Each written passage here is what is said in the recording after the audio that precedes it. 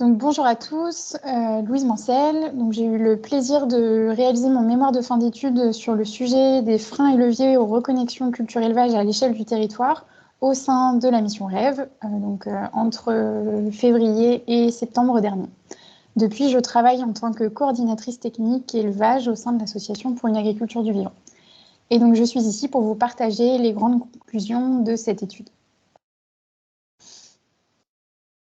Donc, le point de départ de cette étude a été le constat que vous avez peut-être également partagé au cours de vos échanges aujourd'hui, de la spécialisation des territoires agricoles, liée à la spécialisation des exploitations qui a été forte et qu'on voit bien sur le graphique à droite, qui représente la spécialisation des territoires, notamment bovins laitiers, la concentration dans le Grand Ouest notamment.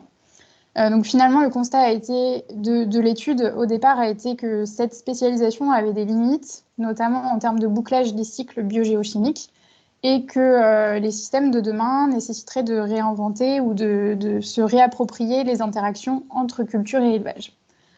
Donc finalement, le point de départ aussi a été de se dire que ces interactions entre culture et élevage étaient bien connues à l'échelle de l'exploitation, donc elles se traduisaient par une typologie de polyculture-élevage, mais que finalement, ces exploitations de polyculture-élevage n'étaient pas forcément à la portée de tout le monde et étaient aussi source de contraintes individuelles et notamment des contraintes organisationnelles ou d'investissement.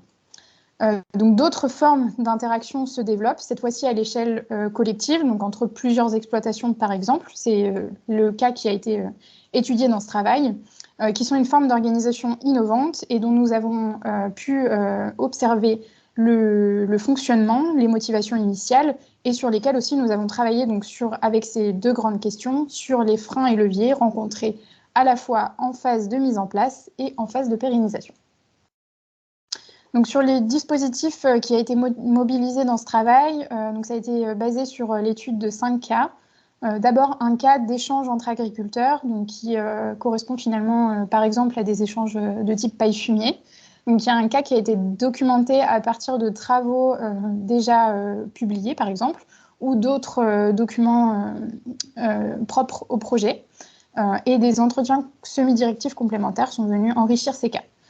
4 autres cas qui fonctionnaient par paire ont également été documentés, donc 2 cas de mise en commun d'outils, un cas de séchoir collectif de luzerne, qui est en cours de montage, et un cas de toastage de soja, qui implique plusieurs agriculteurs organisés autour d'une cuma.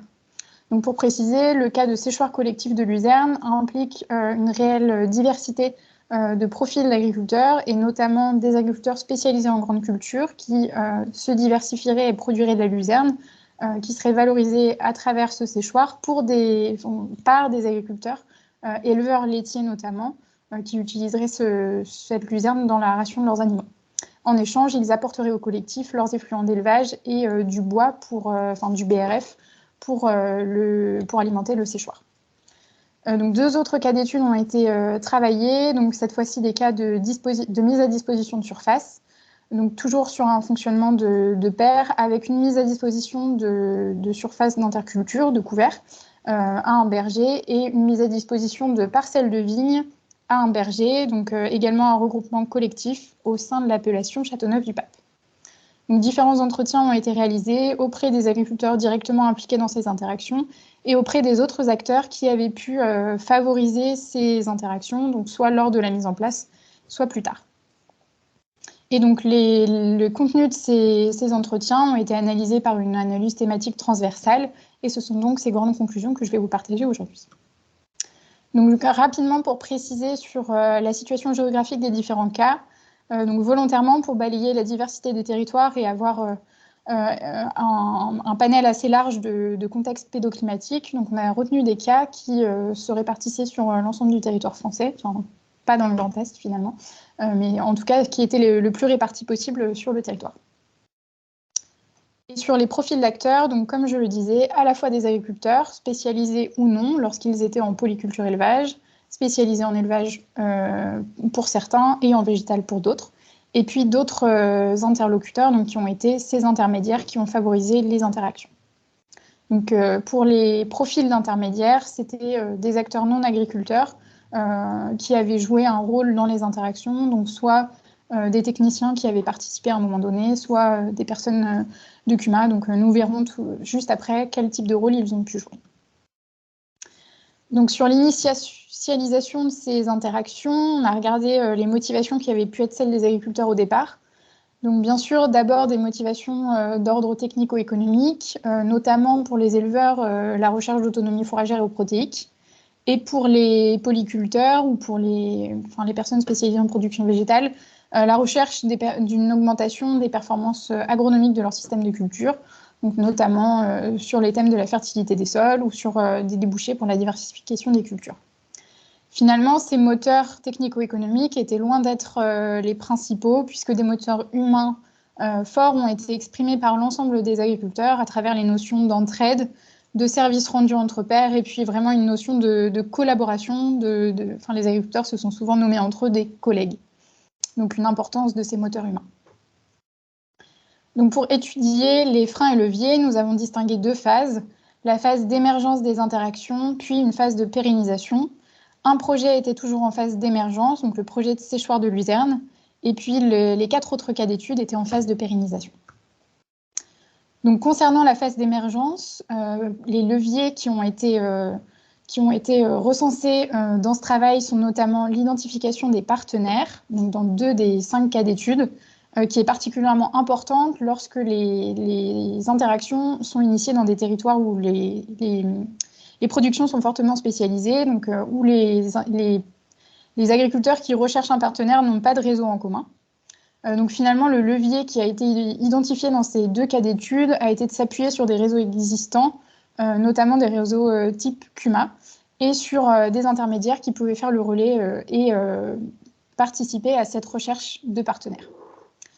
La construction d'un objectif commun a également été un frein mentionné dans 2 des cas d'études et a été solutionné dans ces cas d'études grâce au dialogue entre les partenaires et à l'appui d'un médiateur. La faisabilité technique a été un frein dans différents cas aussi lors de la phase d'émergence, parce que les agriculteurs avaient cette difficulté à s'approprier notamment les matières qu'ils pouvaient recevoir dans l'interaction, donc à bien les mettre en place dans leur système. Et finalement, ces freins ont été levés grâce à un levier principal qui a été de poser les scénarios, enfin les impacts des interactions à travers des scénarios individuels qui permettaient de poser les répercussions des interactions dans les systèmes de chacun. Donc ces scénarios ont notamment été posés avec l'appui d'experts et le travail de projection et d'études de faisabilité technique a également été appuyé par des démonstrations et des essais.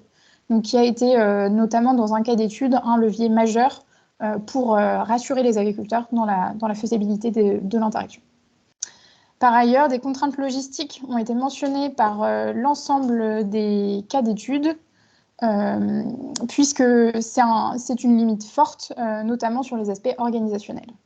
Enfin, des contraintes juridiques, mais qui ne concernaient finalement que les interactions avec une forme spécifique de société à construire. Sur la phase de pérennisation, le financement des investissements a été une difficulté pour un seul des cas d'études, donc le cas de séchoir de Luzerne, puisqu'il y avait un investissement en collectif, et a été levé grâce à l'appui d'intermédiaires pour le montage notamment des dossiers de subvention. Finalement, le frein majeur en phase de pérennisation repose sur les déséquilibres que peuvent être perçus par les agriculteurs, donc notamment sur les bénéfices que peuvent percevoir chacune des parties prenantes, l'investissement personnel de chacun, le non-respect des engagements éventuels, et puis la prise de responsabilité aussi de chacun. Donc de nouveau, un levier humain basé sur le dialogue entre partenaires et éventuellement, si nécessaire, l'appui d'un médiateur.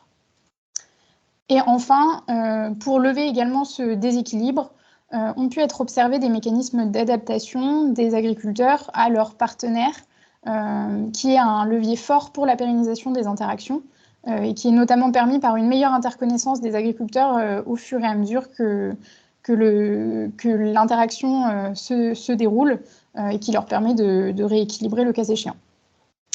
Donc finalement, j'ai pu déjà insister dessus précédemment en le présentant en tant que levier, mais l'appui par des accompagnateurs non agriculteurs, enfin des acteurs non agriculteurs, a été crucial, que ce soit en phase d'émergence, mais aussi en phase de pérennisation, lorsqu'il y a besoin de réajustement et de faire le point sur ces interactions. Donc ça soulève, notamment en termes de perspective, et vous aurez peut-être l'occasion d'en discuter lors des ateliers cet après-midi, ça soulève également la question de la place de telles innovations dans le système socio-technique actuel, puisqu'on parle d'accompagnement. Qui peut assumer cet accompagnement face à la diversité des interactions qu'on peut envisager, face à la diversité des territoires, et face aussi au constat d'un besoin de connaissances transversales pour l'accompagnement de ces échanges, et puis de connaissances également spécifiques à l'accompagnement de tels collectifs, donc sur la psychologie de groupe, etc. Finalement, pour conclure, sur les grandes tendances, sur les grands éléments clés que l'on peut retenir de cette étude, donc l'approche technico-économique, elle est indispensable pour poser les bénéfices et les investissements de chacun, les risques également encourus dans l'interaction, mais elle ne doit pas occulter l'importance des relations humaines qui sont finalement, en tout cas au regard de cette étude, à la base de ce type de partenariat. Par ailleurs, on n'a pas pu effectuer de distinction claire dans l'échantillon entre le niveau de frein et le type de frein et le type d'interaction qui peut être mobilisé. Donc, pas de distinction claire, par exemple, selon si le territoire est plus spécialisé, on a tendance à avoir plus de freins. Ce n'était pas comme cela que c'est ressorti dans l'étude, ce n'était pas aussi net.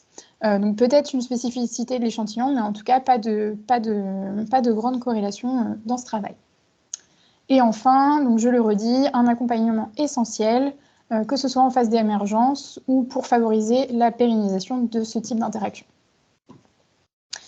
Je vous remercie pour votre attention. J'espère avoir pu répondre ou en tout cas illustrer plus concrètement comment peuvent se traduire ces interactions culture-élevage à l'échelle territoriale. Je laisse le soin à l'équipe qui m'a encadrée pour ce stage et que je remercie. Je leur laisse le soin de répondre à vos éventuelles questions. Très bonne journée à tous.